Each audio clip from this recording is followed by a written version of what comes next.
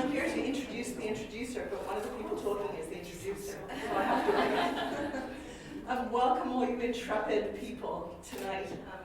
I'm very excited to be able to host this event.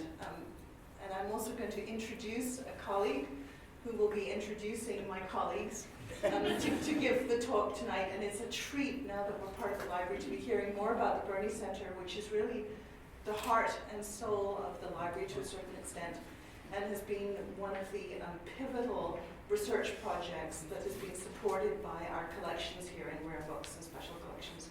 So to introduce the introducer, let me introduce you to Paul Yap and my colleague in the English department.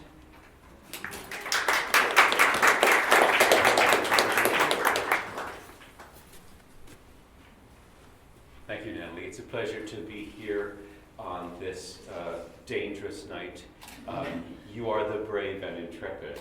It's a pleasure to introduce Stuart Cook and Peter Sabor. Stuart Cook is Associate Director of the Burney Centre since 1994. He's one of the lead editors of the Burney Project since 1991. In addition to numerous journal publications, including Frances Burney and the Cantabs, which is forthcoming in 18th Century Life, he has edited or co-edited a host of books, including the Norton Critical edition of Frances Burney's novel Evelina, and the recent Oxford University Press edition of the Additional Journals of Frances Burney. Peter Sabor is Canada Research Chair in 18th Century Studies and Director of the Burney Centre since 2003. He is one of the most influential literary scholars and certainly one of the most productive scholars in literary studies in the English-speaking world. It's a joy to have him as a colleague.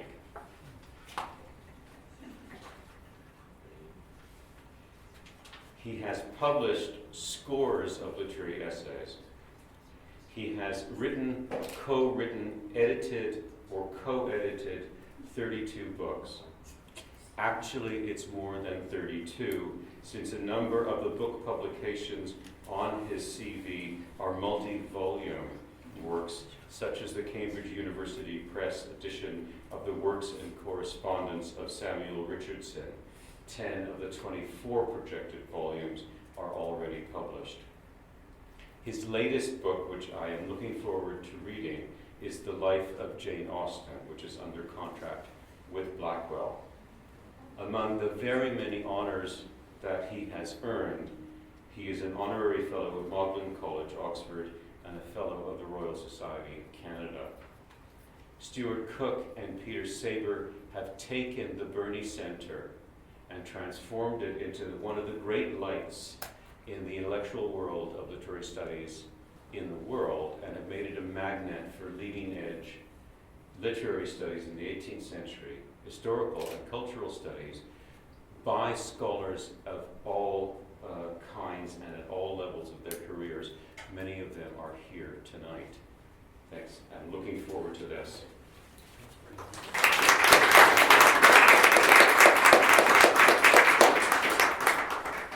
Well, thank you so much, Paul, for that extremely generous introduction, far too generous. And many thanks to ROAAR Books for inviting us to give this talk on the Burney family and the process of uncensoring them. I should, of course, point out that there's an excellent display of Burney manuscripts and ROAAR Books in the display case next door, and many of the items that Stuart and I will be discussing in our presentation, or at least some of them, you can see for yourselves in the display cases. I'll start with a slide of the Burney family. We're talking specifically about Charles and Frances, Charles Sr., and you see him here with several of his children, James Burney, the explorer, Charles Burney Jr., his son, who became a leading classicist in his day, Susanna Burney, Frances' sister, who also kept extensive and very important journals, especially about musical life in London, and another of his daughters, Sarah Harriet Burney, who actually published more novels than Frances did, although she's certainly not as well known. And finally, Edward Francesco Burney, his nephew, cousin of Frances, who was an interesting and important 18th century artist. It's an extremely interesting family who've done a great deal collectively. And Richard Ver, after our presentation, will say more about some of the members who we're not discussing in relation to the manuscripts that he has been collecting over the years. He's produced an inventory of Burney family manuscripts held here in Rare Books, and in its current state it lists 64 items, but many of those items contain scores of letters, so that the total acquisitions of Rare Books now run into the several hundreds. And we'll obviously be just speaking about a relatively small number of those items today. But let me start then with Charles in his Oxonian doctoral gown, very proudly wearing it with a rolled up scroll in his hand. This was a painting done by Joshua Reynolds, and it's an excellent one. And of course fame came to him relatively late in life, as did his doctorate. And we see beside him his daughter Frances, painted by Edward Francesco, painted by her cousin, in this extraordinary headdress that was obviously fashionable at the time. And so there they are, the subjects of our talk. Both were important authors, needless to say. Charles for his 4-volume, above all for his 4-volume History of Music, published in 1786 to 89, and Frances as a published author in her own lifetime for her 4 novels, beginning with what's still the best known of her novels, Evelina, published in 1778. Gradually, during her lifetime, her fame eclipsed that of her father, which I think actually he took pretty well, was altogether encouraging of her as a novelist, not as a dramatist, but that's another story. Today, however, Frances is best known not for her novels, but for her letters and journals.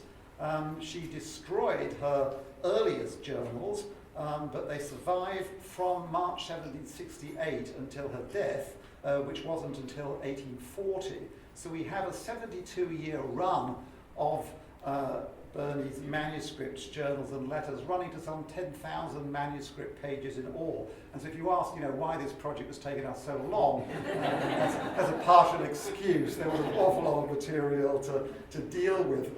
Here's a clip from a very recent piece published in The Guardian in London, where she's cited as one of the best 100 non-fiction books. And I hasten to add, number 82 is not her ranking. It's simply in chronological order. It started with the present and it worked its way backwards. So 1778 was almost as far back as The Guardian could bear to go.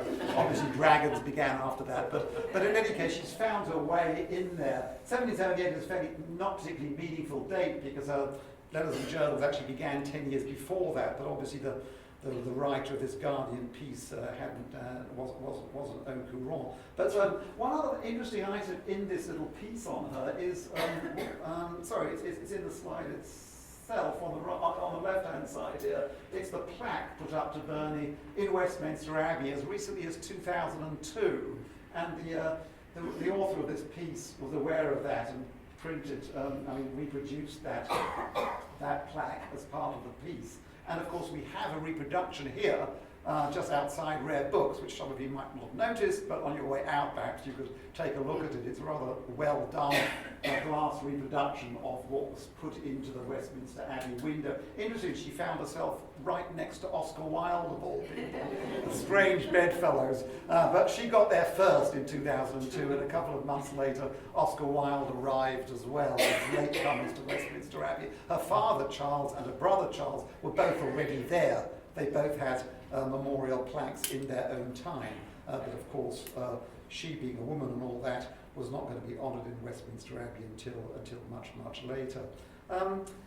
Her journals, just to give a very quick overview, include, among other things, fascinating accounts of her great mentor, Dr. Johnson, whom she knew well in the last years of his life, of the court of Queen Charlotte, where she worked for 5 years as keeper of the robe, and that period, 1786 to 91, included the famous episodes of George III's madness.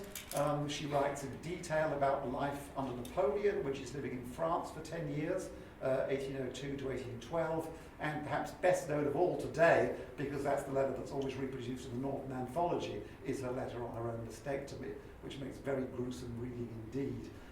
But it is an extraordinary piece of writing. These are some of the highlights of the letters and journals. There have been many selections, turning it into a sort of more manageable whole, and this one I co-edited with Lars Troider quite a while ago, published by Penguin. It's got 600 pages, but even so we calculated that that's only about 5% of the total. So, you know, the idle among you can content yourselves with a 600-page volume, knowing that there's 95% that you're not going to be encountering at all. The first published edition of her diaries, or as they were called in this edition, came out very shortly after her death in 1842, just 2 years after she died, edited by her niece Charlotte Barrett in 6 volumes. This is the first volume of that 6-volume edition, and that's the last volume. Published in a couple of years later. You'll see that Charles is used as a frontispiece to the final volume, and Frances is used as a frontispiece to the first. Now, the salient point I want to make about this edition is the extent to which it's abridged and expurgated, despite, or even though it fills 7 volumes. It's probably contains something like 50% of the total material available to Charlotte Barrett. For one thing, she began it in 1778, as you see, volume 1, simply leaving aside the first 10 years of Burney's life. That she didn't tackle at all. And then from 1778 onwards, she was pretty selective, and especially in Burney's last 40 years. So from 1793, the year in which Burney got married, she would live for another 47 years, but those years cover only 2 volumes of the 7, so it's a very truncated edition. In 1904, the edition was to some extent replaced by Austin Dobson's 6-volume edition, but in fact that edition has got exactly the same text.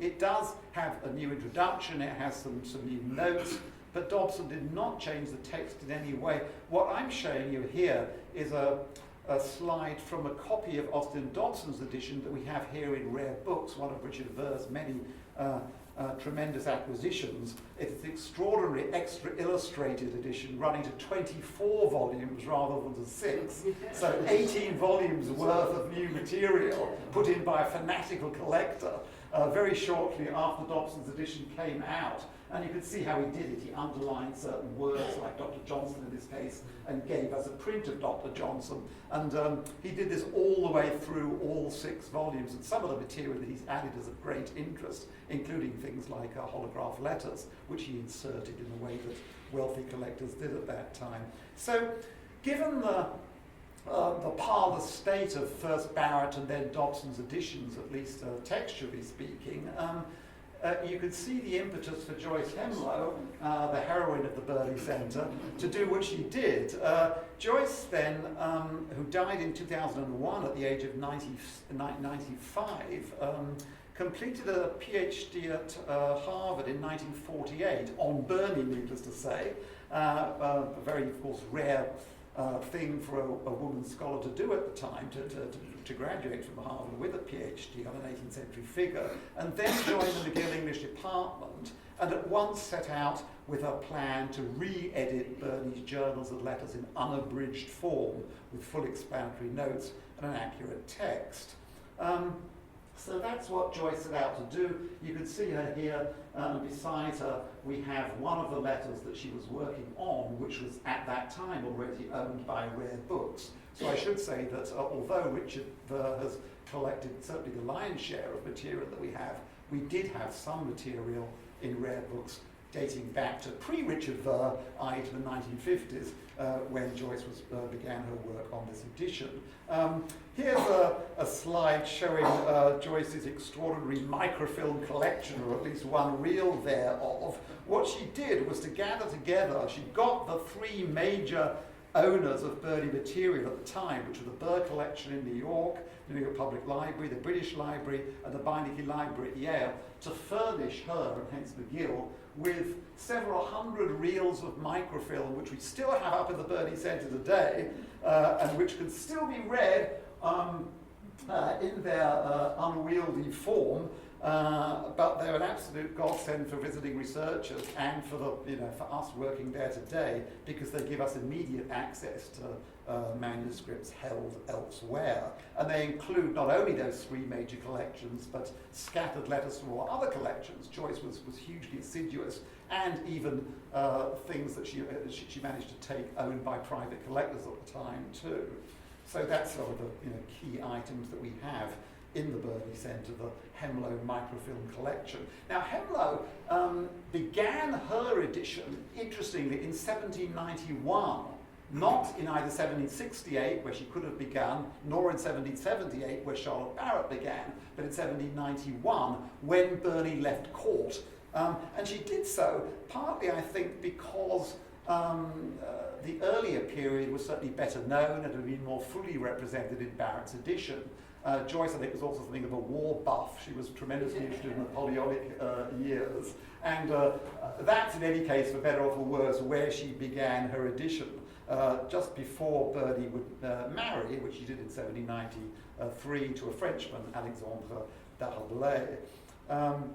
It took Joyce about 20 years to do the groundwork for that edition, and then it was published with astonishing speed by Oxford University Press between 1972 and 84. All 12 volumes of her edition appeared in 12 years, which is something, pretty much unthinkable today. Oxford just doesn't publish that fast. If you give them typescripts, they're not going to get them out within 12 months, as I know too well. Before she got to the publishing stage, though, here's the first and last volume of her 12-volume edition.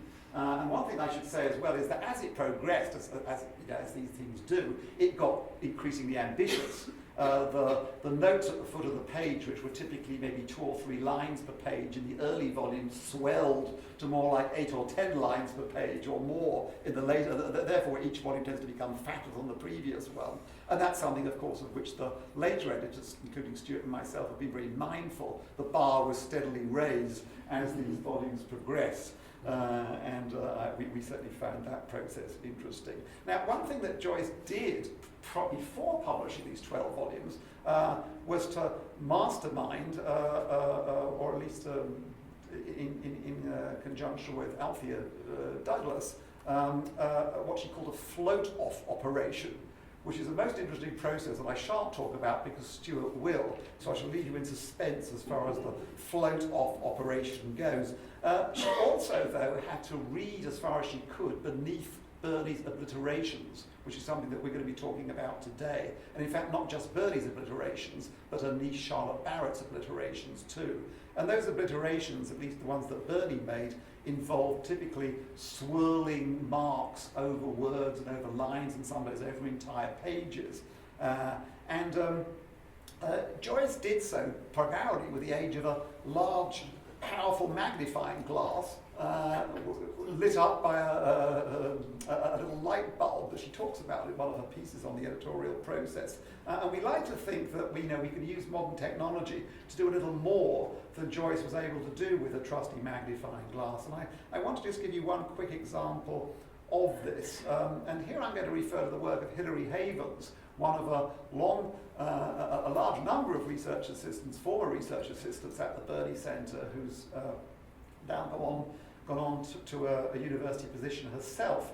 And she, I think, above all of previous RAs, was the one who did the most work on de-obliterating and refining techniques for this kind of work.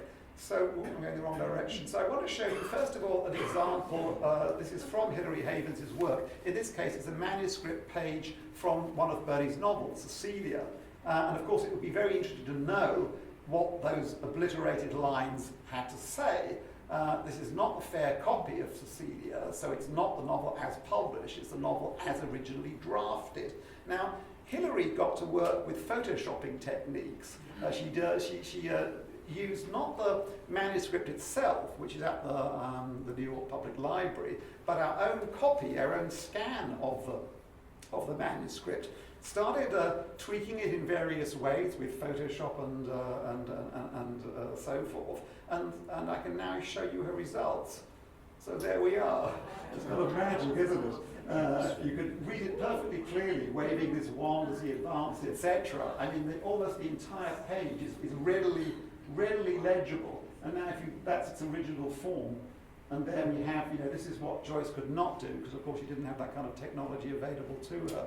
But that is, I think, a particularly striking example of ways in which we can uncensor Burney by peering beneath what she did not want us to peer beneath in what's no doubt a ethically dubious fashion. Now, I shall at this point cease and desist, or almost cease and desist. I just wanted to say in conclusion in this part of my talk that after Joyce retired, which is in 1986, she was succeeded at McGill by Lars Troider, who together with Stuart Cook and Betty Rizzo edited Burney's early journals and letters in 6 volumes from the beginning, 1768, up to as far as 1786. And that's what Stuart is now going to discuss, the history of the editing of those early volumes. Thank you, Stuart.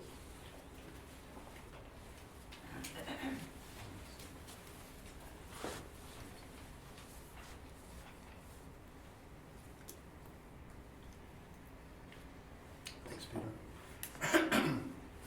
Okay, a little history.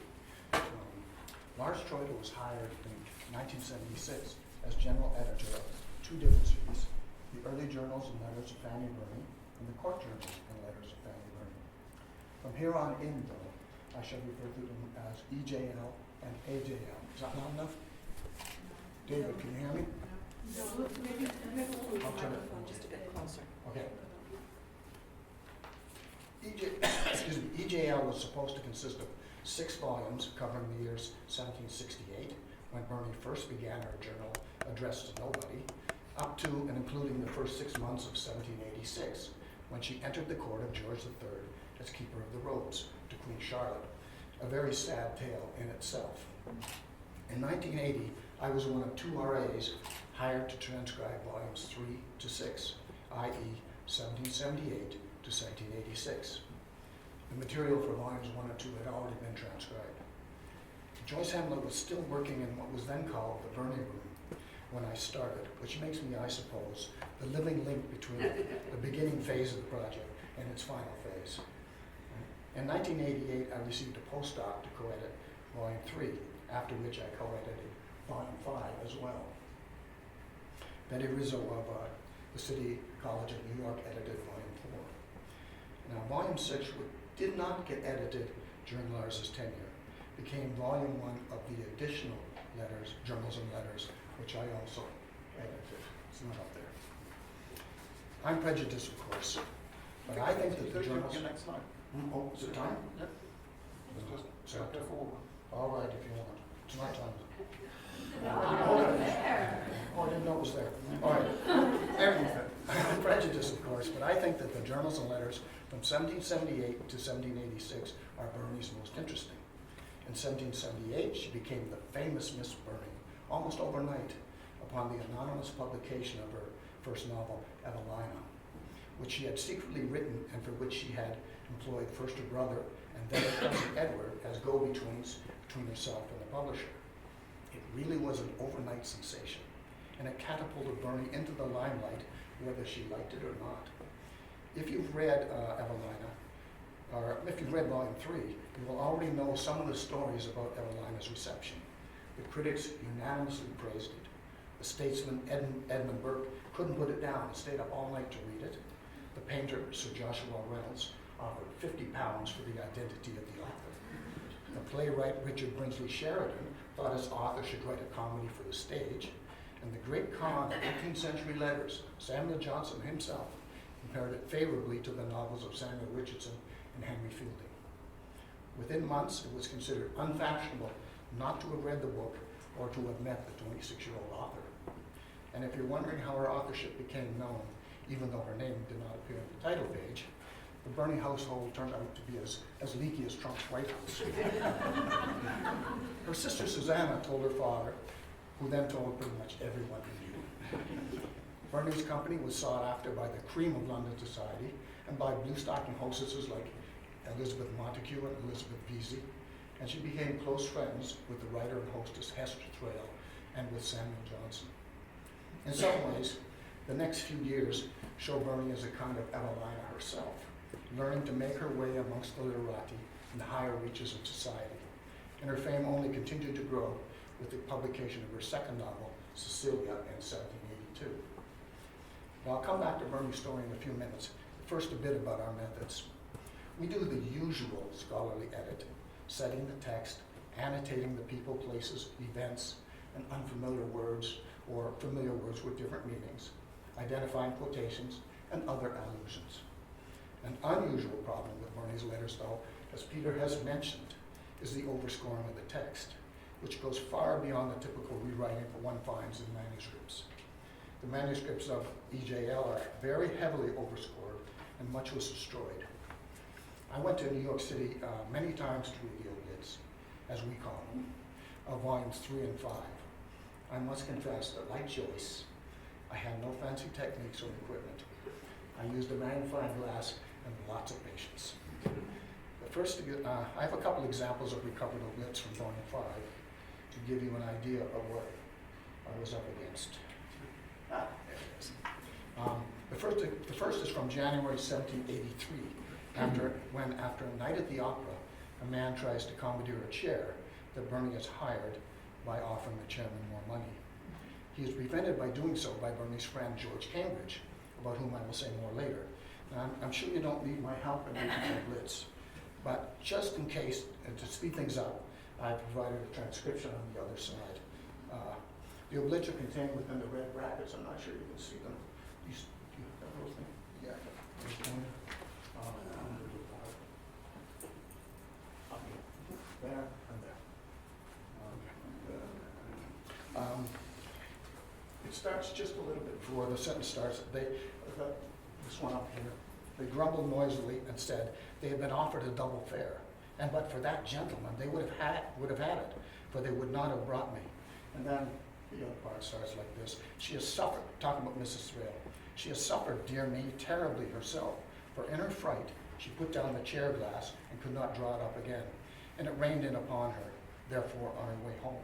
And she caught a dreadful cold and sore throat that she still feels the effects of. Perfectly legible in the original. Yeah, it is. I know you didn't need that, but there it is. You can see it now, I'm sure. I brought a longer example from a few pages later, which contains which goes on for more than half a page. George Cambridge figures in this one also, which begins a few days later as they discuss the chair episode. The recovered text begins about 10 lines from the bottom on that side. I'll just read a little bit of it. Mr. George Cambridge then came to ask me what I thought of the print, and when we had compared notes about it, we talked of our chair adventure at the opera. Do you know, he said, how that man bullied me? He pretended the chair was his. But that could never be, cried I. But Mrs. Thrale's servant most certainly had secured 3 chairs. I'll skip over a whole bunch and go to the next page. I am sorry, though, to have occasioned you so much trouble. I hope you soon got rid of him. Oh, yes, I was pretty well off, for I escaped with no other loss than having my pocket picked in the debate of a cambric handkerchief. And I think one of the things that Burney really liked about George Cambridge was his rather dry sense of humor. Now, Peter also mentioned the float-off operation in the bindery of the New York Public Library, which attempted to recover the original letters after Charlotte Barrett's scissors and paste work. She was Burney's niece and literary executor, and she thought nothing of cutting up strips from various letters and pasting them over other letters to create new letters. Why not? Now, Alfred Douglas, who Peter mentioned, who worked for Joyce, conducted the float-off operation in which I wrote some new stuff in here, in which letters were immersed in tepid water, and then the pieces were floated off. And it worked because Well, because the rag paper they used then was so good, and because the ink was non-acidic. If you tried that today, you'd be in trouble, right? And if you looked at the letters, now, you won't be able to tell which ones were immersed in water and which were not. They had great paper then, great letter delivery, and great postal system, and great paper. Right, now despite Althea's heroic restoration efforts after the float-off, the years from 1783 to 86 remained particularly disorganized because of the manual blitz, fragmented pages, and missing pieces. Returning the pastovers to their proper spots was not an easy task, especially since Althea could not read many of the parts of the manuscript, right? So you find that the photocopies of the journals from which we work are full of notations from Althea, like the following. I really like them. Transcriber, nothing fits together. Transcribe each pastover as a separate bit, right? And sometimes she made diagrams, which attempt to map out how certain pieces should be placed. And they look like that. And then you try to fit it all together. It's very helpful, actually, but no, they don't always fit together. Getting the letters back together was sometimes a matter of physically matching up fragments, much as one would put together the pieces of a jigsaw puzzle, especially when a line has been cut through the middle of the word so that the tops of the letters are on the bottom of one fragment and the bottoms of the letters are on the top of another fragment. Sometimes they're separated by an ocean, by the way. And at other times it comes about from internal evidence, from hearing echoes from one page to another, or from recognizing a response to someone else's letters, and thereby dating the fragments. In some extreme cases, as I just said, the individual pages of a letter were found in different locations, like the New York Public Library and the British Library. I'll give you one example, because we found it. 3 leaves of an incomplete letter to a family friend, Samuel Crisp, which had been tentatively dated circa 7 January 1779 and published in volume 3 of EJL, can be found in the Bird collection of the New York Public Library. The 4th and last leaf of the letter, which firmly established the date as 15 January 1779, was discovered a couple of years ago in the same library, but across the hall in the Fortheimer collection. And neither of those collections knew that they had the same letter. And we discovered it by serendipity. There's a lot of serendipity in this work. While attending a conference at the Charlton House Library in Alton, Hampshire, Peter and I, by sheer chance, stayed in the same B&B as the librarian in charge of the Fortheimer collection. She mentioned over breakfast that she thought she had some Burney letters. So a couple months later, while we were both in New York, Peter accidentally encountered her in the hallway, and she offered to show us the letters. So one of those two letters turned out to be the continuation of the letter in the Bird collection, and this is it. The last page I'll skip that. I'll tell you that later. That last page, as you can see, was published as an appendix in volume 1 of the additional journals. The first part of the letter ends with a list of names, and that's how I recognized it.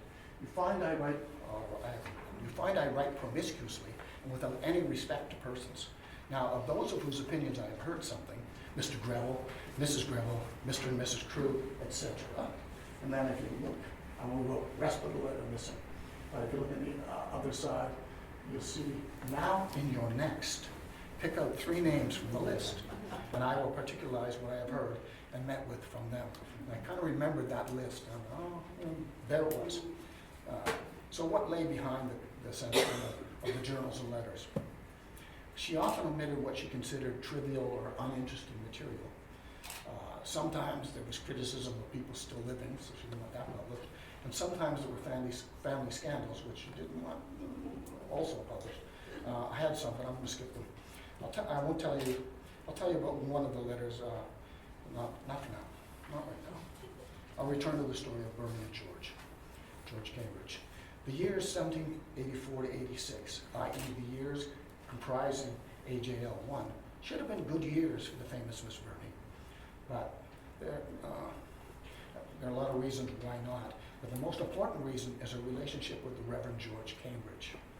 There are so many gaps in the text concerning their relationship, it is difficult to know what was going on. We can see the general arc of the story with its numerous ups and downs, but the details are often missing.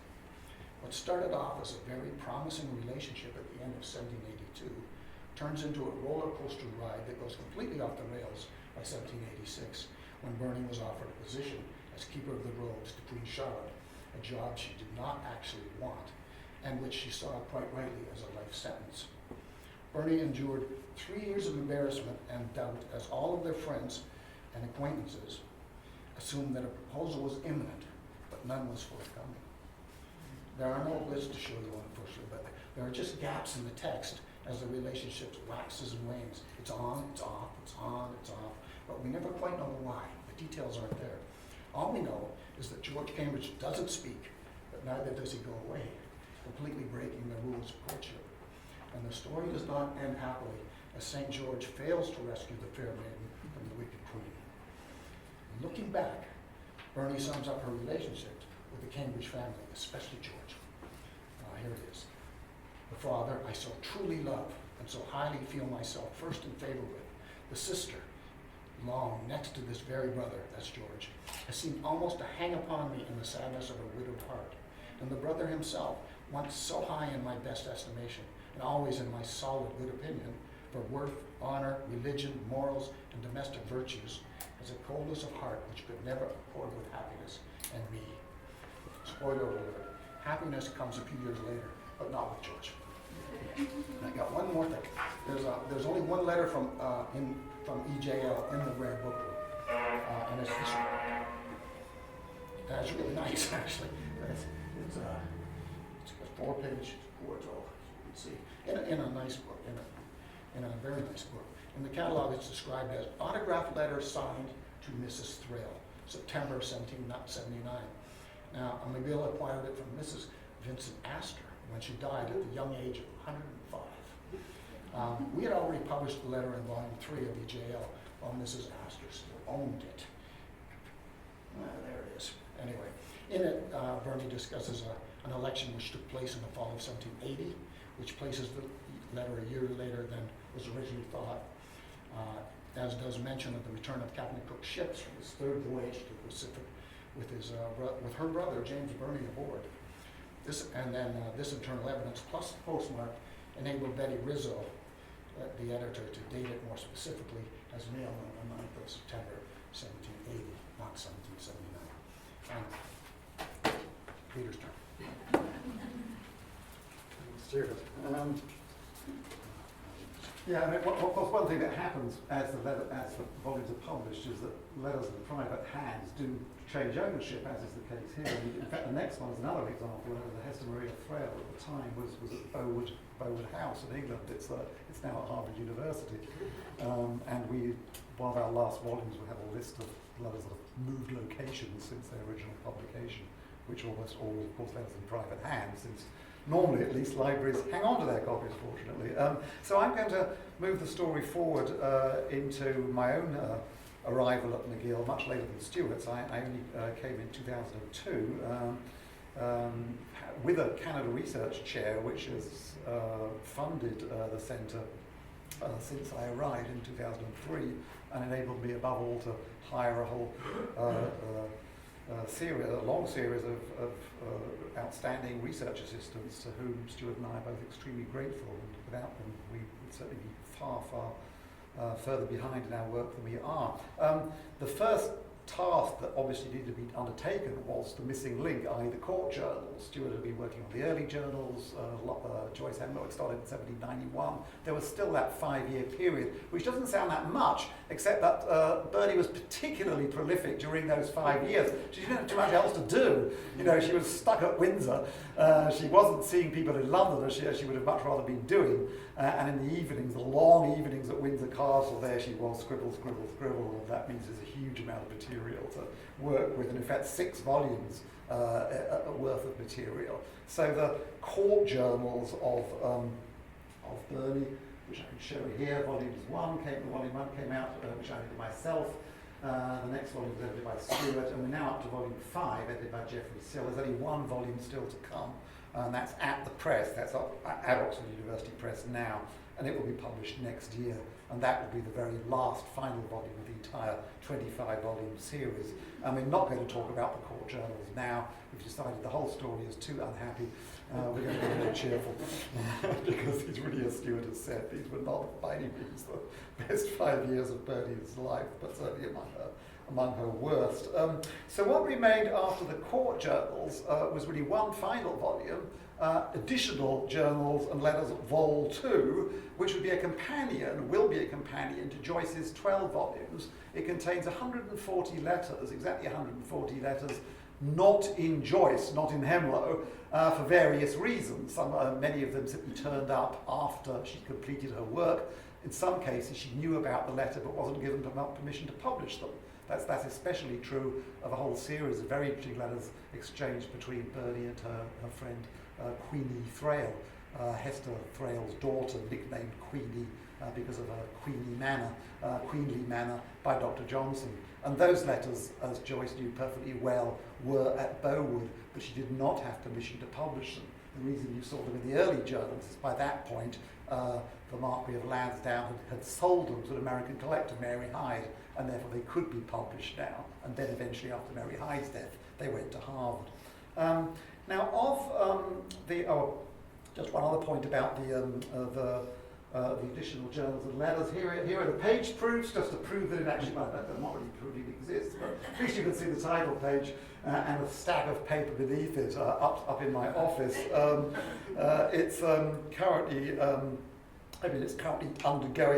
undergoing proofing. Catherine Nygren, who's here this evening, although I can't see her, there she is, is currently heroically working on the index, which is no mean task, with me and Megan Taylor and Nathan Richards-Velinu, both here as well, are helping with proofing, and there is a good deal of work involved because the volume runs to 700 pages altogether. It's a long one. Now, of those 140 letters, almost half are here at McGill, all thanks to Richard Ver. His most important purchases were made at this sale of the Paula Perrault collection in 2009. That's the cover of the auction catalogue showing Paula Perrault, who was by far the world's leading Burney collector, private collector of Burney material. At her death in 2009, sadly, her material was dispersed. It was sold at auction. It was not kept together, but I think it should have been. But McGill happily came to that auction with a good deal of funds. Richard had managed to get a grant from the Breslau Foundation, and I think we had something like $25,000 to play with. We had to make some I was at that auction myself, biting my nails, together with Christopher Edwards, the bookseller, who was actually doing the bidding, as only books, you have to be very savvy knowing how to do this, making discreet movements without sort of blowing your nose or anything. Make people think you'd actually bought the thing. It's a tricky business. Anyway, I was sitting next to him, and of course we had to juggle the math at the same time. Now we've spent so much, can you make a bid for this, etc. So it's juggling. But we did it with a lot of excellent items. Above all, this French notebook, which you can see, that's the catalogue entry for it. And here is a page from the French notebook. These are letters that Burney wrote in France between 1809 and 1812. This one is to Baron Larry, her surgeon, who performed the chief surgeon for her mastectomy.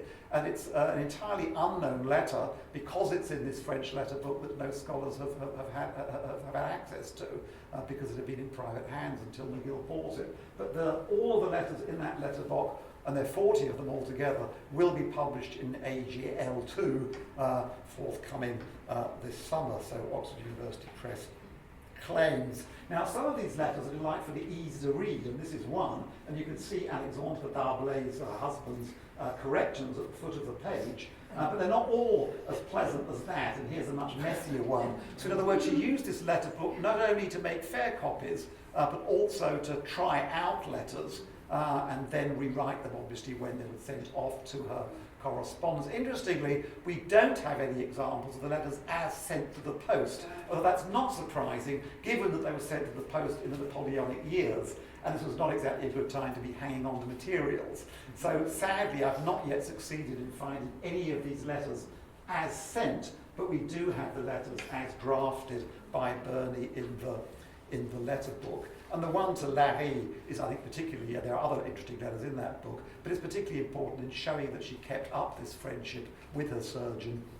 And I think that's one that's going to draw some attention when it's published. Now, I want to show a few other items bought by McGill, bought by Richard for McGill, which will all appear in this forthcoming volume. One interesting feature about these letters is that almost without exception they have not been scribbled on by Burney. And in fact that's perfectly logical. The reason they're not scribbled on is because she couldn't get her hands on them. These are, as it were, waifs and strays, letters that did not return to her in bulk, which went to the Burr collection and to the Bindicke and to the British Library. For complex reasons they were divided into three. But they're the oddments, the remnants, that people hung on to, therefore, and were eventually sold off by the descendants, whoever the letter was written to. So here's one to Colucci, as she called her brother, Dr. Charles Burney. Interesting because it's written right after her return from France in 1812 and addressed from Windsor Castle, showing that she was very eager, as soon as she returned to England, to renew her ties with the royals. Now, I've talked about, Stuart and I both talked about how miserable her 5 years at court were, but that, of course, is because she was working there. She was an employee. As soon as she left court, she ceased to be treated as an employee, but was more of something of a family friend, and could return to court. She befriended the princesses when they were young, the daughter of George III and Queen Charlotte, and carried on that relationship as they became older, and went to court frequently after her return from France. And this is one letter showing that. The next letter I want to show, this in fact was a return to Burney, and we know that because of a symbol in the top right-hand corner, that little thing that she writes at the top, which is her own signal to herself, meaning keep and possibly publish. In this case, it wasn't published, and she's also got a little annotation, dinner at Lord Lansdowne's here. So this is a letter that actually was returned to, and it's a particularly interesting one.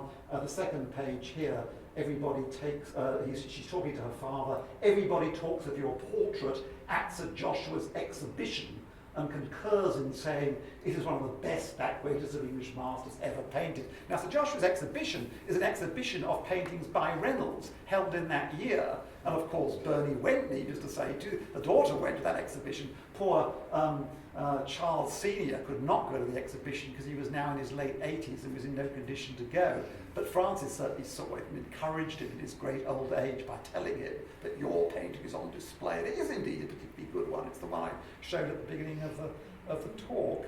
This also, by the way, mentions Sarah Harriet Burney's Traits of Nature, 4 lines up from the bottom. And that's interesting because Burney, who was nothing if not jealous of other authors, almost never refers to works by her half-sister Sarah Harriet. Even though the two were on perfectly good terms and wrote to one another, she tries to pretend that Sarah Harriet Burney was not herself a novelist, and in fact probably selling extremely well in the 19th century as Sarah Harriet, but that's a rare moment when she can actually bring herself to write out the name of one of Sarah Harriet's works, Traits of Nature here.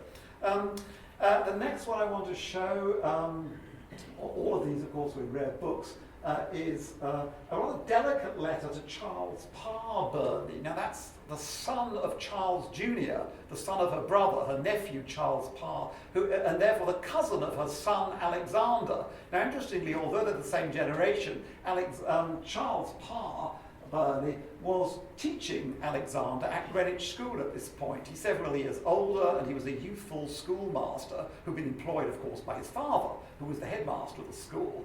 And he'd written a very severe letter to Alexander, reprimanding him for his failures at the school, and Alexander was notorious for his failures, I'm afraid, all the way through his life.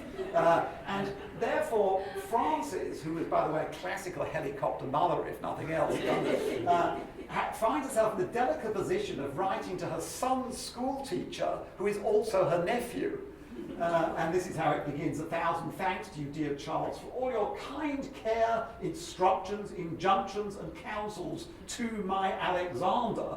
I could difficultly wish him better than to appreciate and profit from them, etc. And then she goes on to try to gloss over her son's shortcomings, and the letter sort of goes on to say, yes, yes, of course it's true, everything you say is right, and he's well aware of all his shortcomings, but it will all come right in the end, which I'm afraid it doesn't, but that's another story. The next one I want to show is to John Reeves. A very formal letter written in the third person, so referring to herself as Madame D'Arblay.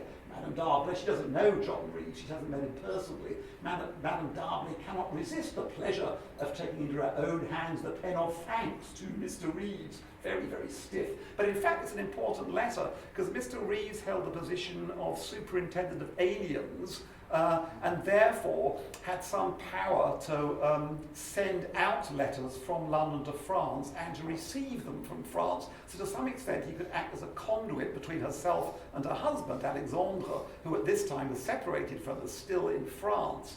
And notice this interesting footnote, not and son, and you can see that's referring to Madame D'Arblay and family. She's asking him, when you next write to France, try to find a way to give my best regards from Madame D'Arblay and family. Why not and son? Well, because she didn't want the existence of the son to be known to the French authorities. He was now of military age. He could have been conscripted. He just turned 18. Had they got their claws on him, which they didn't. And hence the and family, rather sort of ignoring the existence of Charles. The next one is obviously a long and complex letter to her brother Charles, Carlos. She calls him both Carlos and Carlucci, and I shan't go into the contents, but I do want to say that when we bought it, when Richard acquired this letter, it came together with this rather fascinating 20th century letter from yet another Charles Burney, a 20th century Charles Burney, who was then the owner of the letter. So it had passed down from Charles Burney Sr. to Charles Burney Jr., and then eventually to this Charles Burney. Now, I love the tone of this letter. We don't know who it's addressed to. We're still trying to find that out. But it's a gentleman obviously writing to another gentleman, right? My dear sir, I am afraid that you will have thought that I have forgotten my promise to send you a letter of Fanny Burney. I have been so much occupied that I have only today been able to look one out. Isn't life, difficult? I am sorry to say that it is only signed with initials, but that is the case with almost all Madame D'Arblay's letters. I have hardly any letters from her before her marriage, and none that I can spare. You may also like to have a letter of her father, the music doctor, and send you one addressed to his son, yours very truly, Charles Burney. Now, Richard snaffled both of those letters. They both came with this, the one to father, as well as the one the one by Charles Senior, as well as the one by Frances. And notice his apology for the fact that it's only signed with initials. This, of course, reflects taste at the time in which the autograph was far more important than the letter itself. And, hence the whole business of snipping out autographs and pasting them into an autograph album, which is another way of destroying a letter. De Vita, who prepared De Vita de Roche, who prepared this PowerPoint, many thanks to De Vita for doing that, has, I think, shown here the signature at the bottom right, and now it's got a little red box around it, F de A, and she signed herself, F de A being the signature, which is apologising for, and of course we today really don't care whether she signed it F de A or F D'Arblay or anything else. What matters is the content of the letter, but not so for this 20th century collector here. I'll move on to another letter. This one, it was also bought at the Perrault sale, but interestingly, it's almost certain that Paula Perrault did not know that she owned it. And the reason I say that is because it was tucked into a volume of the Charlotte Barrett edition of the Diaries and Letters, and I suspect that she bought that copy without ever finding it tucked inside. had some time with these materials in New York before the auction, and I think by blind chance I stumbled across it. I've no idea why I even bothered to open that particular copy. Perhaps because I saw the inscription Henry Merrick IV which intrigued me. But in any case, there the letter was. Then of course I had an agony of conscience. Should I tell the auctioneers? Well, I didn't. I was thinking of McGill's funds and wise stewardship of McGill's funds. And therefore we got this for a song. You know, we paid very little for this particular item. It was just sold off as a copy of a Charlotte Barrett edition. And however, it does have this letter inside. And it's actually rather a touching story because it's written to Sophia Thrale Hoare, who's Queenie Thrale's sister, who married Henry Merrick Hoare. The letter was sent by Frances Burney in 1822, and only a couple of years later, the recipient died.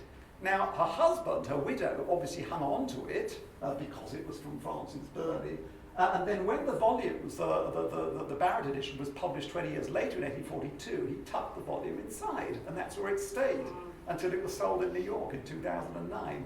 And Richard and Rare Books, I think, have kept that letter in its same place in the volume, which is, I think, just as it should be, because it's Henry Merrick IV's copy of the diaries and letters. And a final example of items owned by Rare Books that will come out in the forthcoming volume. This one of some interest because of the black borders. And this is just after the death of poor Alexander, who died in somewhat mysterious circumstances in 1837. He'd been engaged for 2 years, but like everything else he did, that never came to completion either. So I'm afraid he died with his fiancée, still his fiancée, earlier in 1837. And there's Frances writing to her nephew, asking for his help in sorting out Alexander's affairs, which, as you can imagine, were a complete mess, because he couldn't handle anything to do with business or anything to do with life in general.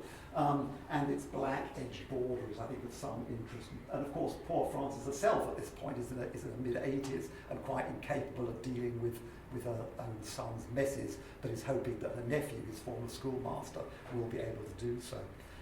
So a final example, another example of a blitz, in this case done once again by Frances. So this is not a paste over, but this is more swirls. And you can see how the letter begins perfectly clearly, and Frances has annotated it. She's got her symbol, must keep, at the top right-hand side. She's got a little description of what the letter contains. But then when she gets to the top of the last page, she really goes ballistic and starts scribbling away. And I mean, just as Stuart did, I'm afraid I must, sacrifice many hours of my life to try to peer beneath these lines. But and Stuart helped me with this too. Here's what, here are 5 of those lines at least scribbled over, and here is our. This is what it will be published as. I think if you read, I'll read it aloud and you can follow with me. Miss Thrale writes me word. She is dreadfully entangled and perplexed and worried in managing the affairs of the poor bride, Cecilia. Some of these words are pretty obvious once they're written out. She will be highly grateful for a peep from yourself at any time you could spare her a moment of visiting in Great Cumberland Street. Now, once you've got the transcription, it's not that hard. But before you've got the transcription, it's another story. And obviously you're looking for things, especially, as Mr. Stewart said, it's like a jigsaw puzzle. You're looking for, above all, for ascenders and descenders. Anything above the line and below the line is good. Whenever a word has got no ascenders or descenders, you're in trouble. And words like "and" you can usually get. D's are useful because they go backwards in a backward hook. And that's how the words gradually get pieced together. Hilary Havens, who I've mentioned already, used some sort of computer crossword puzzle technique whereby the computer would tell you all the words which begin with a B and end with a J or whatever else, and fill them in that way. So that's all very, very helpful too. So we're going to conclude with some remarks on our current project, which is completing a 6-volume edition of the letter of Dr. Charles Burney, which will be published by Oxford University Press, who had published the first volume, edited by Alva Ribeiro. And that volume took Charles's letters up to 1784, but bear in mind that he only died in 1814. There was still 30 years to go. That volume appeared, I'm sorry to say, 27 years ago in 1991. There's been a long gap. It was supposed to be the first of 4 volumes. That was Alvaro's estimate, that there were 4 volumes worth of letters. And the subsequent volumes were supposed to be edited by Slava Klima, who was then in the English department at McGill. Slava prepared draft transcriptions of many of the subsequent letters, together with some preliminary annotations, but died himself in 1999 without ever seeing a volume of the press. At that point, Alva Ribeiro took over the project. Let's say not much progress was made, I could say, relatively tactfully, before Dr. Ribeiro himself died in 2013. And as long as he was alive, I think not much progress could be made, because it was regarded as being his project. Now, although he abandoned the project, having seen the first volume of the press, it was in fact very positively received. Its almost 200 letters cover many of the major events of Dr. Burney's life, which include his early correspondence with Dr. Johnson in the 1750s, his translation of Rousseau's pastoral operetta Le Devin du Village, produced at Drury Lane in 1766 as The Cunning Man, his first 2 major works of music history, the Italian tour, 1771, and the German tour of 1773, and then the first and second volumes of his history of music, published in 1776 and 82. And then finally 84, the year of his death, was the year in which he was elected into Johnson's Club, organised the Handel commemoration of that year, and the year, as I said, in which Dr. Johnson died. His best letters are both informative and elegant, and reviewers such as Pat Rogers praised them enthusiastically. I'll just quote one other reviewer, Reed Woodhouse, who declared that after reading through the first volume, he felt a surge of admiration for Dr. Burney, and that, quote, he awaited the subsequent volumes with something like the impatience one feels for the letter of a friend. Well, so much for the impatience. It's been a long wait. So I hope you'll agree with us that it's time for the Dr. Charles Burney letters to be revived. There are some 900 letters from 1785 to 1814 which have not yet been published. And that's enough material, not for 3 volumes, as Alva Ribeiro estimated, but in fact for 5. And Oxford has given us a contract now for a 6-volume edition with multiple editors, including Stuart Cook and myself. An invaluable part of the current enterprise is this spreadsheet, masterminded again by Davida de Roche, who you can see is noting certain things in red. These are the various puzzles, but we have a number for each Charles Burney letter to and from, a location, notes on the letter, etc. And that's really the basis for our work. We're currently, obviously, the first part of the project is to transcribe everything as far as we can. We don't have to worry about swirling marks by Dr. Burney, because he didn't go in for that. What he did was simply destroy letters, which is an editor's dream. We like it when people destroy letters, because obviously we don't have to worry about them. If they're gone, right? If they're scribbled over, that's a whole other state of affairs. But that's the good news. The bad news is that Frances got her hands on most of Dr. Burney's letters after his death. Not all of them, but a great number of them were returned to the family, as was the case at the time. And of course, needless to say, when she got her hands on a Dr. Burney letter, the swirls would turn up all over again. And she had a lot to swirl about. As an example, Charles Burney, her brother, was expelled from Cambridge University for stealing books. Heavens! This was meant to be a family secret, although obviously an awful lot of people knew about it. It wasn't, and he had to try to live this out, and did. He made his way up in the world, but obviously got off to a bad start with his book stealing episode. The youngest son of Dr. Burney, Richard, was mysteriously sent off to India and was never to be spoken of again. And we still don't know what Richard did.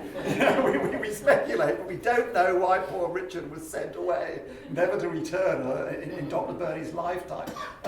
And all references to Richard are furiously scribbled over, with very few exceptions where somebody missed one, But you could usually guess if there's a scribble that Richard might be in there somewhere.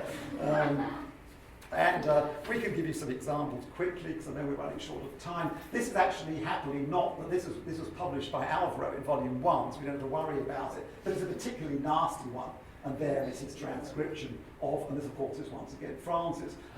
This vertical line seems rather redundant, doesn't it? Just in case, you didn't know that it was going to. But notice her to be kept mark as well, a beautiful letter. That's Frances's handwriting, saying that this much must be kept, but not all the rest. She really went to town on that one. I won't comment on these, but you can see that this was really used as a poster for this talk. This again is Frances marking up her father's letters. This is a draft transcription that we're using, that Davita's been working on for this particular letter. There's more markings by Frances. Interestingly, here she cross-hatches. So that's probably not her, that's much more like Frances. And again, the symbol by Frances showing that this is a letter to be kept. Here's a letter by Dr. Burney here in Rare Books, which of course we're very pleased to have. It's a letter to his son, and it refers to the Burney collection of newspapers, which is another story in its own right. If you have any newspapers in 1738 and so on, pray look them up for me. And I don't have time to talk about the newspaper collection, but this is an interesting reference to it. And that, by the way, that one here is the letter that we acquired together with the other one by from the 20th century, Charles Burneys. I wanted to point that out too. So I'll show one more slide, but I shan't talk about it. It's another letter by Dr. Burney, again with Frances's mark. This is a letter to be kept. And this was one of our most recent acquisitions, I think, bought in 2012. But I shan't say any more, but turn the last part of the talk over to Stuart, who will talk about his current work on editing his volume of the Charles Burney letters. That was a pretty good imitation of the contemporary Charles Burney, by the way. He sounds like that. I'm impressed. Okay. All right, in his acknowledgments to Volume 1 of the Letters of Charles Burney, the editor, Alvaro Ribeiro, writes that because Burney's interests were so wide-ranging, it would have been preferable to have a polymath as the editor of his letters. And it's true. Frances Burney's early journals and letters consist primarily of domestic accounts and the social world into which she found herself caught up. They're very personal and rarely include discussions of more general matters like politics, for instance. Charles Burney, on the other hand, in Volume 3 of his letters, which includes the years 1794 to 1800, is interested in pretty well everything going on around him. Music, science, particularly astronomy. He was good friends with the royal astronomer, William Herschel. And his first publication was an essay on the history of the principal comets.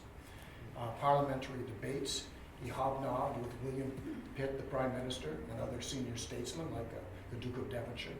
The French Revolution, which he abhorred. The rise of Jacobinism in Britain, which appalled him, and the war with France.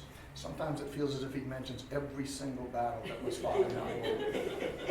He also likes occasionally to throw in words, phrases, and sentences in French, Italian, and Latin, as well as unattributed allusions to, he gets them wrong too, by the way. It's difficult because he doesn't speak it that well. As well as unattributed allusions to songs and poems, some of them quite obscure. It is this variety of interest, I believe, that accounts for the density of annotation required in his volumes. Volume 1 of AJL, which contains 1,513 footnotes, and it's as big as any of the other volumes of EJL. Volume 3 of the Letters of Charles Burney, which I haven't finished going through a second time, contains 3,053 footnotes so far. And I'm sure there will be a few more going through.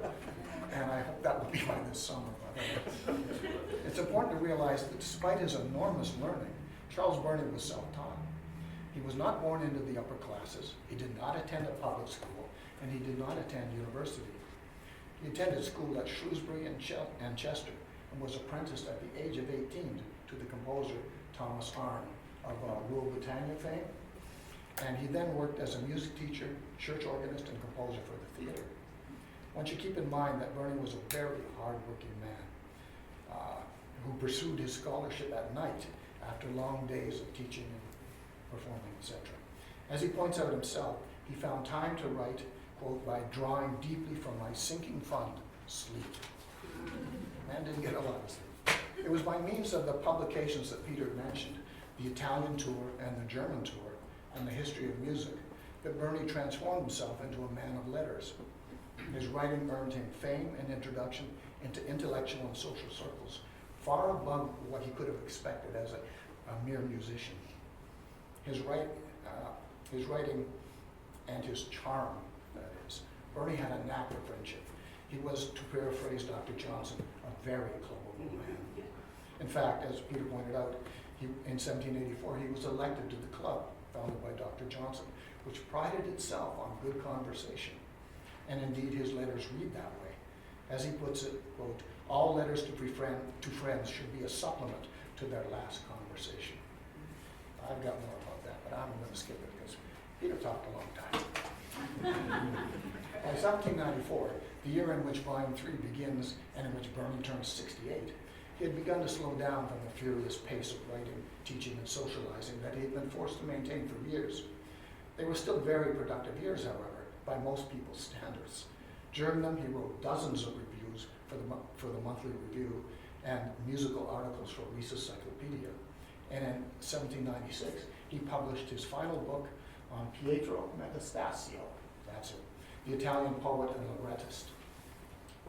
However, in many ways, the years from 1794 to 1800 were increasingly dark for Burney. His second wife, Elizabeth Allen, died in 1796. His youngest daughter, Sarah Harriet Burney, eloped with her half-brother, James, in 1798. That's another one of those scandals. And worst of all, his perhaps favorite daughter, Susanna Phillips, died in 1800. She was only 40. The good news is that there are, as Peter mentioned, there are far fewer oblits in Charles Burney's letters than in Frances's letters. The bad news is that his handwriting is more spidery and a bit sloppier than hers. The individual characters are thinner and much fainter. And sometimes they are really crowded together. And with a thick layer of ink on top of them, which she applied, it becomes very difficult to uncover what lies underneath. I have a slide, I guess. Oh yeah, as you can see, it looks as if that one should be fairly easy to decipher, right, in the middle page there. Because even on the hard copy, you can make out bits of characters underneath. But if you look over the other side, judging by all the missing words in the transcript, you can see it's not easy at all. I am going to have to learn Hillary's technique and try it out on the more recalcitrant oblits in this volume. I was really impressed by that. I can tell by the words that are uncovered here, like money and banker, that Burney is discussing her son-in-law, Molesworth Phillips, who owes both Burney and the D'Arblays money and has been missing his biannual interest payments. But I'll come back to Phillips and money a little later. As I said before, the editor's task is complicated by the extent of Burney's learning and interests. One is, of course, music. And I should mention that Burney was friends with Joseph Haydn, whose music he strongly supported. He was a modernist in that sense.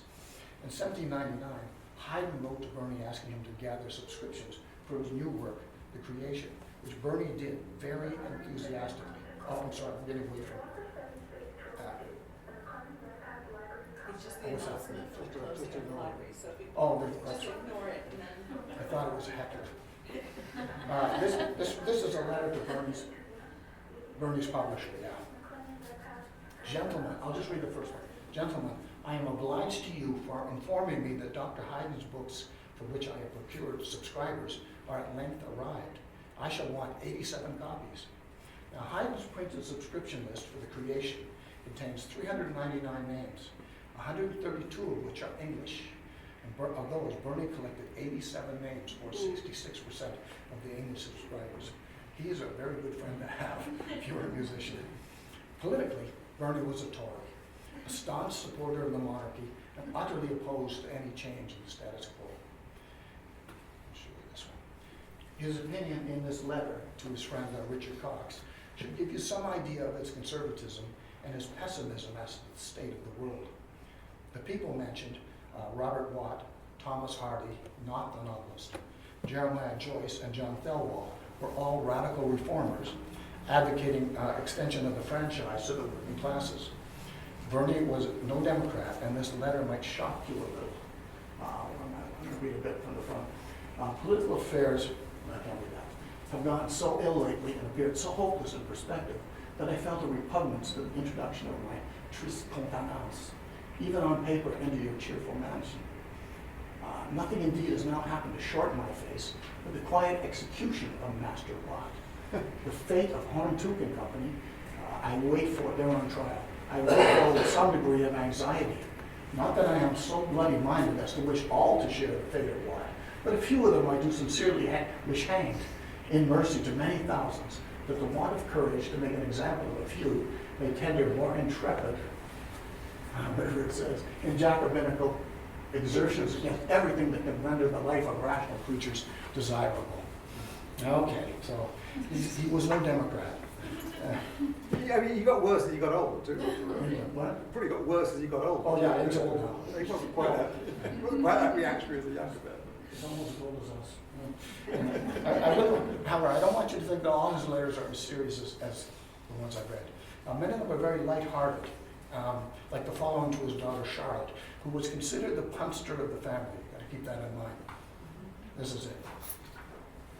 I must thank you, however, for your Canterbury tale about poor Mrs. I couldn't get the name. Her being taken ill on the road and you obliged to leave her behind must have taken away all the pleasure of your journey. I never was at Margate, but I don't like to mar anything. Married, not I, for I have, been twice married already. But however, I took my hogs to fine market, though I did not marry gold. But a man must be marble-hearted who makes money his chief marital joy. No, that was not my marmalade. I would not have been a martyr to avarice to gain a marquisate. But go along and wash your head and sail in marine water.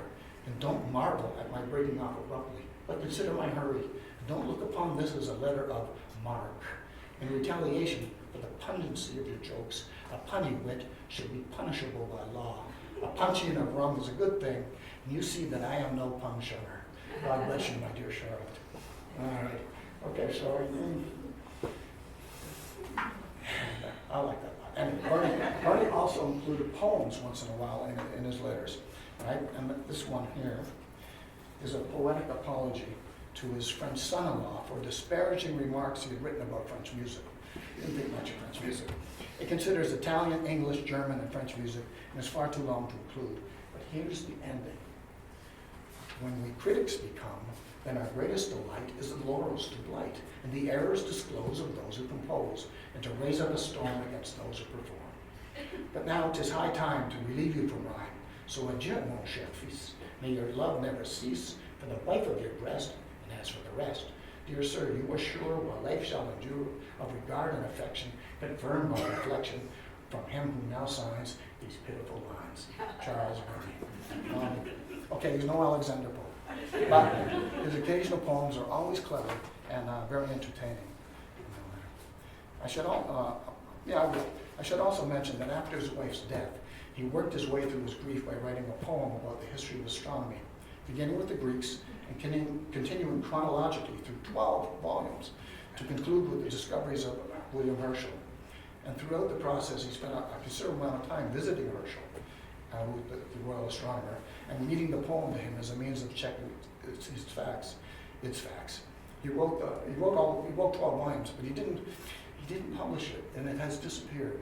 There are only a little few fragments that remain. We don't really know why he didn't continue, because Herschel liked it.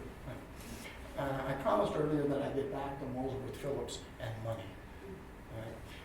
Phillips had been a lieutenant in the Royal Marines. I'm going to show you Phillips. There he is. And had accompanied Captain James Cook on his third and final voyage to the South Pacific. He claimed to have shot the man who killed Captain Cook, but it's not all clear that that's true, and it's probably not true because he was an inveterate liar. He married Susanna Burney in 1782, but proved to be a philandering and particularly brutal husband.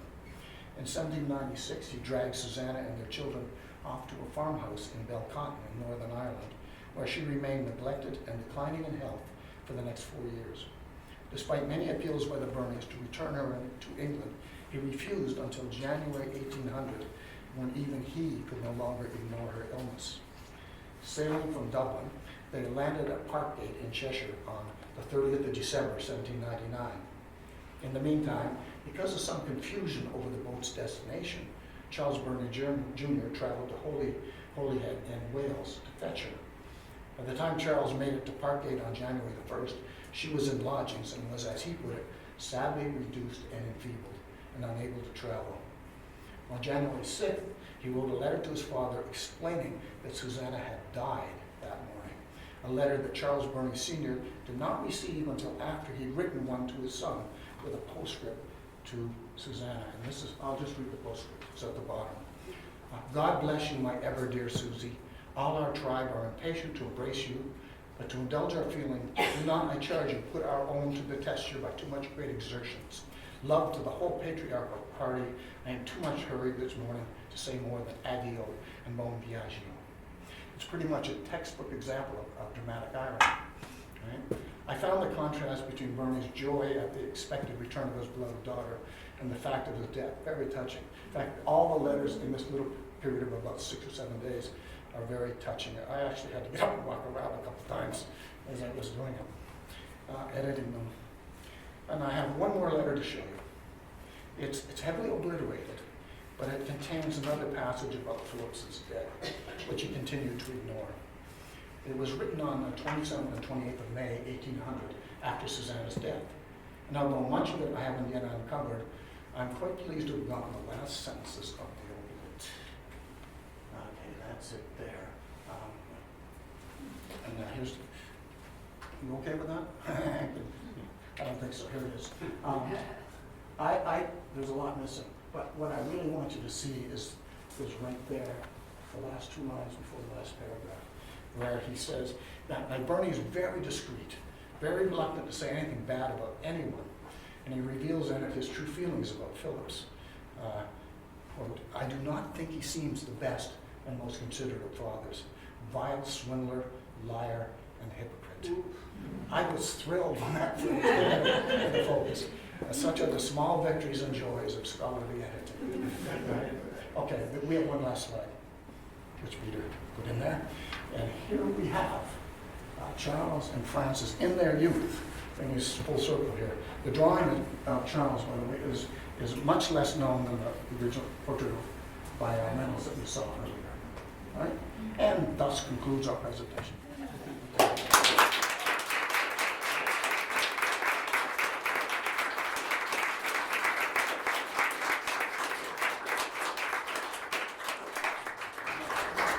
I know you're going to want to ask some questions, but just before we do that, we're going to hear from somebody you've heard a lot about tonight, Richard Byrne. Yes, thank you. I will be brief, but I thought I could add a few comments about the Burney collection here at McGill, some things that weren't, did not come up in the discussion of Peter and Stuart.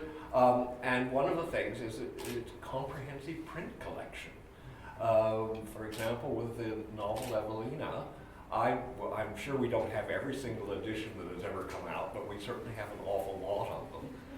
There is a marvelous one which I particularly like in the exhibition case, which is Yellowback from the 1880s, where she's wearing a bustle. That's true for all of her novels. Her last novel, The Wanderer, is normally thought to have appeared in 2 editions only. We actually have the 3rd edition, which is unrecorded, I think, in most of the bibliographies. And there's just a lot of other material of various kinds in the collection, and I just will mention 1 or 2 things. Talking about Dr. Burney, Charles, the musician, well, his, of course, 2 volumes of travels of music were very popular, but they also produced a satire, and we, by Joel Collier, Musical Travels Through England. And we actually have 3 editions of that. It appears in the later edition as late as, just a minute here, 1818. So there are things like that. James Burney, we've heard a bit about. We have most of his published voyages and things. And I was quite surprised to learn, and this you may not know, that his papers, to the extent they are are in the archives of New South Wales. And that was Janine Schmidt who told me that when she was director of libraries.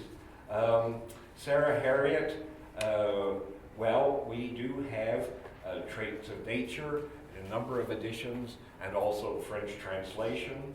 And just perhaps to say something about Sophia Elizabeth, her novels and plays, we actually have the manuscript which we got at the Paula Perot sale.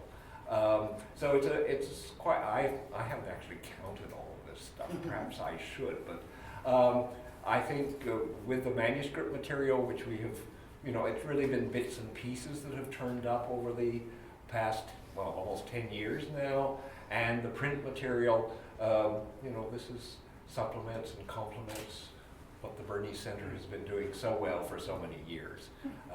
So I'm going to stop there, but if there are questions that come up, I'm perfectly prepared to answer them too. Thank you so much, Richard.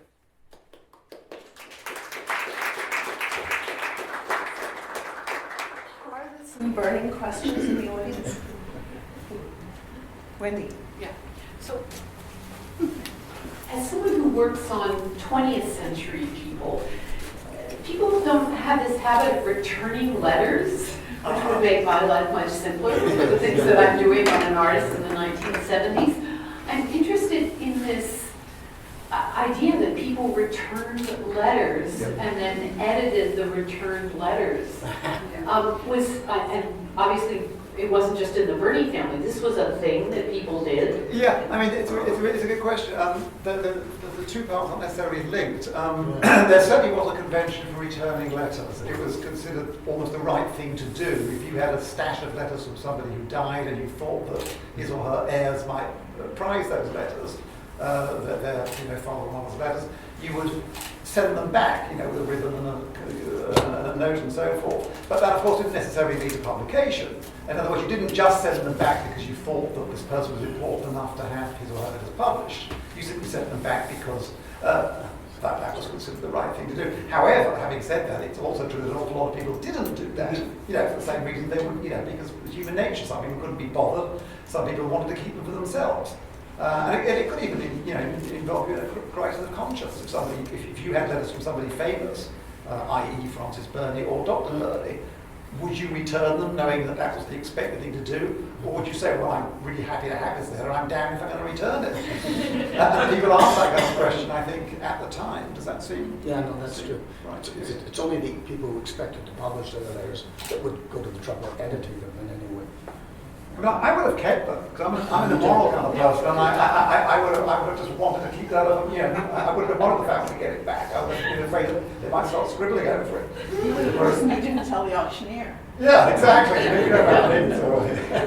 But I'm sure there are many virtuous people here who would have given the letters back, knowing the family would have been pleased. Well, and of course now, I mean, the age of photocopies, when I do track somebody down and say, I'll make copies for you, which these guys didn't have as some kind of an option. Although again, that could be done. I mean, often people kept a copy before they sent the letter, and of course some of the people sending letters back, if they really prized the letter on the one hand, but they thought they should do the right thing and send it back, could make a copy before they sent it back. And that's one way in which we get texts for our volumes. Copies made by the recipient as well as copies made by the sender. That can certainly happen too. Did Frances employ copyists? She had a husband. I mean, he was really, I mean, seriously, he was a model husband. I mean, he was an extraordinary man, Alexandre D'Arblay, and it's not so much that he copied her correspondence, but he certainly he acted as a amanuensis in her literary works. We've got a good deal surviving in his hand of hers. So he was a sort of private secretary, among other things, to his wife. And she was Charles's amanuensis until she went to court for years and years. That's why when she sent when she wrote the manuscript of Evelina, she wrote it in a feigned hand because the publisher was her father's publisher as well, and she did not want it to be recognized because she had gotten all his amanuensis. And then interestingly, once he lost hers because she went to court, he got the next door for a auditor, and then the next, so Sarah Harriott ended up as his amanuensis in the last 10 years or so of his life, and he became quite bitter about it. But did it anyway because she was living with him. Having run away with her half-brother James, she returned in the fold. But the price to pay was being a father. It was good to have a lot of daughters. Any other questions? I know there's been a lot to digest, but there's one. Do you still come across Burney letters that haven't been included in any of the volumes? Well, at this point, we're actually terrified of that happening. I mean, the life has worked out quite well. I mean, this shouldn't say this, right? But about roughly 2 or 3 years ago, letters seemed to dry up, and that was about the right time. Because, of course, at that point, things were starting to, the volume was getting further and further advanced. And I keep living in fear, though, of an email from Richard or someone else saying, do you know about this letter that's just come up on auction? Because as soon as that happens, it's a lacuna in the latest volume. Right. It could be a big headache, but so far, nothing's come up in the last, I'd say, at least 18 months. And may stay that way. One last question. Is the text, the sent letter, is that the same text as she has in her book? The draft, so to say? Oh, the French. Well, in the case that you're talking about the French. No, she writes, she makes drafts, right? Yes. And then she sends letters. And do these correspond? Well, we can only tell that if we've got them Yeah. both. In the case of the French letter book, we don't have the letter as separate. No, I know because I did James Monk here, Monkland, and he was really a scribbler. And his drafts did not correspond to what I did at Halifax to his brother. Yeah, I mean, sure, when we can compare them, that's certainly not the case. We can't always compare them, sometimes when you have one together. But I should just add a footnote to Willow's question as well. It's, having said that, I don't want any more Frances Burney letters to come up. I very much want Charles Burney letters to come up. Because we've got 5 more volumes worth. The more the merrier, so anyone who knows of any Charles Burney letters out there, and wishes to give them to McGill, please do so, because we do welcome that. And Charles Burney letters do occasionally surface, and of course some of them have been bought by Richard. I'm going to ask that if any further questions, we can actually do this over wine and cheese outside. I just wanted to say we started this series of speakers really to highlight what we have in our collections and the kind of research that our collections can support. And this is just such a terrific and exciting event. So, we had intrepid people coming for our audience members. We had stories of literary sleuthing, which actually I heard people go, wow, when we actually uncovered it. So these wonderful stories and the scandals, and the partnership with Richard over the years in terms of developing the collection and showing what a strong partnership, a rare books librarian and a series of persistent sleuthing researchers, and just the kind of knowledge creation that can build. It's just a wonderful way to kick off the series this January. And it's actually a Burney week, because Svetlana, who's sitting in the audience here, will be giving a talk on Thursday on Evelina from 4 to 6. And so we've actually got a star-studded Burney cast this week. So we invite you back, and also do help yourselves. We've got a roster of the various ROAAr events and the various speaker events. We move between different topics because our collections are very diverse.